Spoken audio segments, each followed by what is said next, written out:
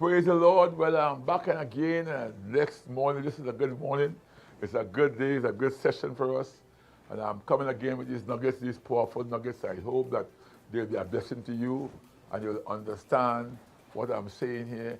And I tell you, we just came back on scene again. We was off for 90 days. And now we are back on again online. We'll be on 9 in the morning time, 1 midday, and 8 at night, Monday to Friday. Saturday, my Sabbath day, I rest on Sabbath days. I have 2 Sabbath days, Saturday and Sunday, I rest. I thank God for these teachings. And I'm sharing again this whole week here on the open gates, and I'm giving you nuggets. And next week again, I come again, another team again on the open gate. But right now, open gates. See, within every gate, there are doors. Right? You cannot have a gate without a door. The gate can be the fencing or the surrounding that have the whole inside covered by an outside circumference or outside area. So within every gate there are doors. And it takes great faith in whatever you are doing to have access into these doors. Because you could go in the gate and can't go in the door. So I want to just share with you all these nuggets right now. You know, you're going inside the gate, but you want to go in the door. The door is where you have to go. Trust me, the door. So while I'm on this side, right? While I'm on this side here with the gates, how do I get those doors to open? Question. I'm on this side. I'm inside now. I'm in the gate. I'm on the inside. I'm on the inside. How do I get those doors to open? That's the question. I'm on the inside. I'm on the inside. You know, but they are wrong. But have doors, and the doors closed, because in the doors could be secret there, could be wisdom, could be whatever, and it's there for special people. Look at number 1. How do I get them doors open? You have to have patience. Have patience. Patience was sent by God to individuals who can use it wisely. God will not give you patience if you cannot use it wisely. Patience is used wisely. Patience is the capacity to accept and tolerate delays, problems, suffering without being annoyed or anxious. Again, patience was sent by God to individuals who can use it. But patience is the capacity to accept and tolerate delays, problems, suffering without being annoyed or anxious. And once you're annoyed or you're anxious or you can't go through suffering and you can't face problem, you will never qualify to have the patience to cause those doors to open. Hey, patience is a job. That is a job all by itself. You have to work it. If you cannot work your patience, you will never have access to those doors.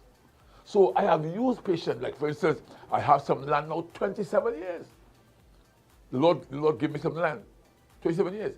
And it took me 24 years, 22 years before I start to build. So you got to have patience, because when God gives you patience, it's longevity. It's not just now for now. So patience is the capacity to accept and tolerate delays, problems, suffering without being annoyed or anxious. I don't get anxious. I don't get annoyed. Because patient, what I have. In Luke chapter 8, verse 14 says, Luke 8. Jesus was talking here in Luke 8 about the seed, which is the word. And he says some fall on thorns and thistles, and some fall all over the place, and some fall. Let's look at it in verse 14. He says here, and that which fell among thorns are they, the seed, the word, are they, the seed, the word, are they, the seed, the word, which when they have heard, go forth and are choked with cares and riches and pleasures of this life, and bring no fruit to perfection. Bring the fruit. So you have to understand, when you have patience, you're going after fruit. You want fruit. Verse 15 says, but that on the good grounds are they, the seed, the seed, the word, on good grounds, which is in an honest, which in an honest and good heart. The seed must be in an honest and good heart. Having heard the word, they keep it, and what's it? They bring forth fruit with patience. So patient have fruits. Patient have fruits. But you got to make sure that the word of God is what brings patience to you alive. Because number 2, maintain a solid mindset. If you want to get doors to open, I ask you a question, how do I get these doors open? I'm on the inside. Maintain a solid mindset. One has to set their mind saying, it will open. I will find a way. That's how I think. I will get through. I know I will. I will overcome this. I can overcome this. You have to set your mind. Even though failure comes, you still see yourself successful. Even though trouble comes, you can still win. Even though sickness comes, you can still be healed. It will open for me. I will find a way. That's how a solid mindset thinks. It gets worse, you get better. Trouble comes, you will get out of it. Whatever you're facing, you can't come out of it, but you have to have patience. And when you have patience, you must have a solid mindset. A solid mindset is based on your belief capacity. What you believe. If you believe you're going to fail, you're going to fail. A solid mindset is based on your belief capacity. Inside an open gate, doubt does not exist. You cannot have doubt in the exist. You have to have a solid mindset. One must know how and when to adjust their mindset. You have to know sometimes your mindset wants adjustment so you can have that doors open. You can make some changes. Because because you're inside the gate, but doubt hanging with you.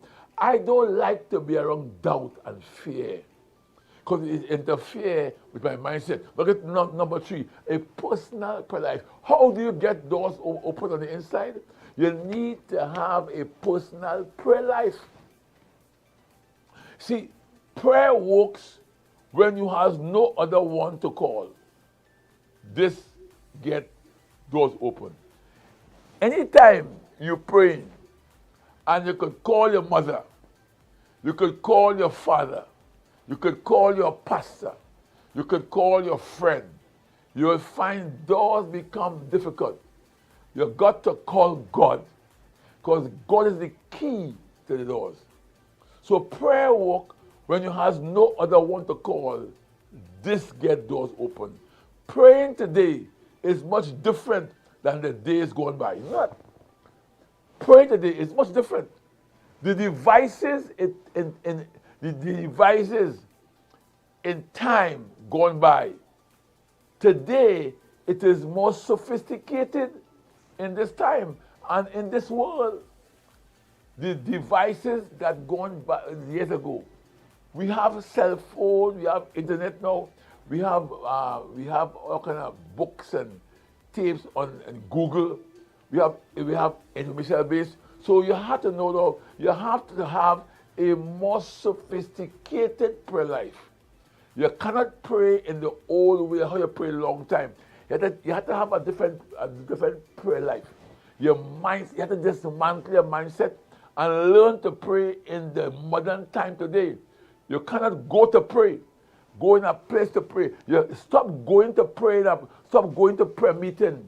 Stop going to pray. You can't go to prayer meeting. Pray now. Pray here. That means you're going to prayer meeting. That means you can't pray. You have to pray before you go. I'm going to meeting, but I'm going to pray. Prayer today is more sophisticated. To be a sophisticator is someone who knows about culture, fashion, and other matters that are considered socially important. Once again, I am a sophisticator. A sophisticator is someone who knows about culture. You must know the culture you're in. You must know the fashion, what is being now fashion now, what is in and out. And other matters, you must know the other matters, and you must know about the socially important things that are happening.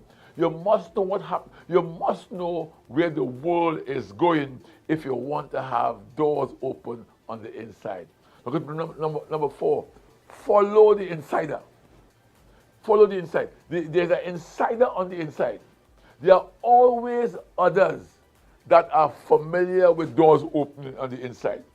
If I go in a place, I am looking for successful others. There are always others that are familiar with doors opening. God always sends help. I don't know who I'm talking to, but God always sends help.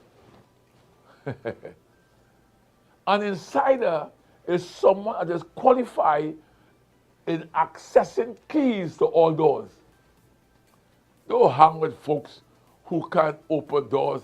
Don't hang with folks who can't do it. Don't hang with folks who can give you an insight. Don't hang with folks who can show you the horizon. Don't hang with folks who haven't done it before. Don't hang with folks who don't know where they're going. Don't hang with folks who don't care. Don't hang with folks. There are people you've got to cut out. There are people coming like only for a season. See, following the insider, they must know, the insider must know more than you. Hey, when you find a person who knows more than you, hang with them. You can, and a person who can do more than you. Hey, don't hang with a person who can do less than you unless you want to help them.